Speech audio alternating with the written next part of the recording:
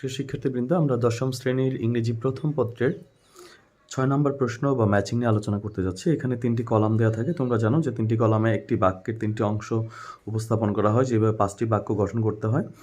আর আমাদের এইখানে ৫টি অর্থবোধক বাক্য গঠন করতে হবে। আর এখানে আমাদের এই প্যাসেজটে বা এই টেবিলটি যেই সম্পর্কে এসেছে তা হচ্ছে ইন্ট্রোভার্ট এবং এক্সট্রোভার্ট। ইন্ট্রোভার্ট হচ্ছে যারা একা একা থাকতে পছন্দ করে, কারোর সাথে খুব একটা মিশতে চায় না, একা একা থাকে, অন্যের সাথে মিশতে মানে এক ধরনের সংশয় বোধ করে। আর এক্সট্রোভার্টস হচ্ছে যারা একা থাকতে মোটেও পছন্দ করে না, যারা অন্যের সাথে মিশতে হই হুল্লোড় করতে খুব পছন্দ করে। তো এই দুই ধরনের অপোজিট হিউম্যান নেচার নিয়ে, মানবীয় বৈশিষ্ট্য নিয়ে আমাদের আজকের প্যাসেজটি। তো আমরা প্রথমে লাইন টু লাইন এক্সপ্লেন করে তারপর আমরা বাক্যগুলো তৈরি করব। Introverts and extroverts R, introvert এবং এক্সট্রোভার্ট হচ্ছে অর্থাৎ অন্তর্মুখী বা বহির্মুখীরা হচ্ছে, দে আর কনসিডার তাদেরকে মনে করা হয়, পিপল হু আর ইন্ট্রোভার্ট যারা একটু অন্তর্মুখী ধরনের ব্যক্তি। ইন কন্ট্রাস্ট এক্সট্রোভার্টস আর, অন্যদিকে বহির্মুখী ব্যক্তিরা, introverts like to live alone অন্তর্মুখী ব্যক্তিরা একাকী বাস করতে পছন্দ করে। B number, are shy and they don't like তারা একটু লাজুক প্রকৃতির হয় এবং পছন্দ করে না। But the extroverts don't like কিন্তু বহির্মুখীরা অপছন্দ করে।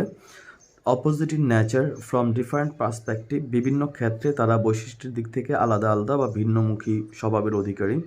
টু অপোজিট টাইপ অফ দুটো ভিন্ন ধরনের বা দুটি বিপরীত ধরনের। ইউজুয়ালি আউটগোয়িং নয়েজি অ্যান্ড সাধারণত বাহিরে যায়, হইহুল্লোড় করে এবং দে আর ডমিনেটিং ইন নেচার তারা হচ্ছে স্বভাবে শাসক সুলভ বা কর্তৃত্ব সুলভ। টকিং টু মাচ বেশ কথাবার্তা বলে। টু রিমেন আইসোলেটেড একা একা থাকা। Of their ways of life তাদের জীবন ধারণের পথে। পার্সোনালিটি অফ হিউম্যান বিং মানুষের ব্যক্তিত্ব। তো আমরা প্রথমে পড়তে যাচ্ছি, এই নাম্বারটির সাথে আমাদের ম্যাচ করবে কলাম বি থেকে 4 এবং কলাম সি থেকে 5।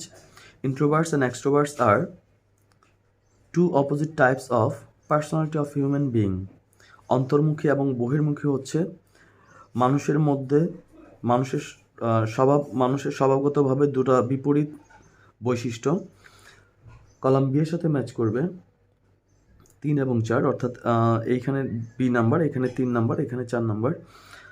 দে are consider opposite in nature from different perspective of their ways of life তাদের জীবন ধারণের বিভিন্ন পদ্ধতিতে তারা সাধারণত ভিন্নমুখী বা বিপরীতমুখী হিসেবে বিবেচিত হয়। C number, people who are introvert যারা একটু অন্তর্মুখী থাকে, এখানে 1 এবং এখানে 2 এর সাথে ম্যাচ করবে এটা। পিপল হু আর ইন্ট্রোভার্ট যারা অন্তর্মুখী থাকে, are shy and they don't like talking too much যারা অন্তর্মুখী লোক তারা সাধারণত লাজুক প্রকৃতির হয়ে থাকে এবং তারা খুব বেশি একটা কথা বলতে পছন্দ করে না। এবার আমরা 4-এ চলে যাচ্ছি। ইন কন্ট্রাস্ট এক্সট্রোভার্টস আর 4-এর সাথে ম্যাচ করবে হচ্ছে কলাম এর 5 এবং কলাম বি এর 5 এবং কলাম সি এর 1। তাহলে in contrast extroverts are usually outgoing noisy and they are dominating in nature.